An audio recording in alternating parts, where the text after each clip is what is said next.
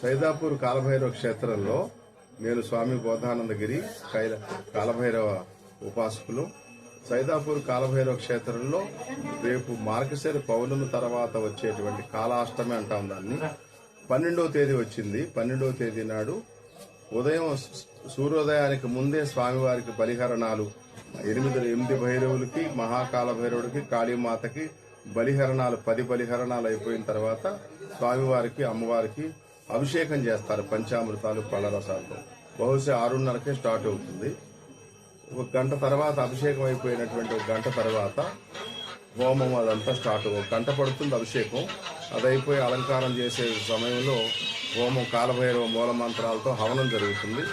హవనం అయిపోయిన తర్వాత అందరికి లాకెట్లు, కాలభైరవ లాకెట్లు, రక్షలు, ఇట్లాంటివన్నీ లక్ష్మీ గవ్వలు, గోమతి చక్రాలు, ఆ దివ్యమైనటువంటి ఆ వనమూలికలు ఇవన్నీ కూడా ప్రసాదంగా ఇవ్వటం జరుగుతుంది. ఆ కార్యక్రమం అంతా అయిన తర్వాత అన్నదాన కార్యక్రమం ఉంటుంది. ఆ అన్నదాన వితరణ ఉంటుంది. ఆ కార్యక్రమాల్లో ఆసక్తి ఉండే వాళ్ళందరూ, కాలభైరవ భక్తులందరూ కూడా పాల్గొని కాలభైరవ స్వామి వారి యొక్క కృపకు పాత్రలు కావలసిందిగా ప్రార్థిస్తున్నారు.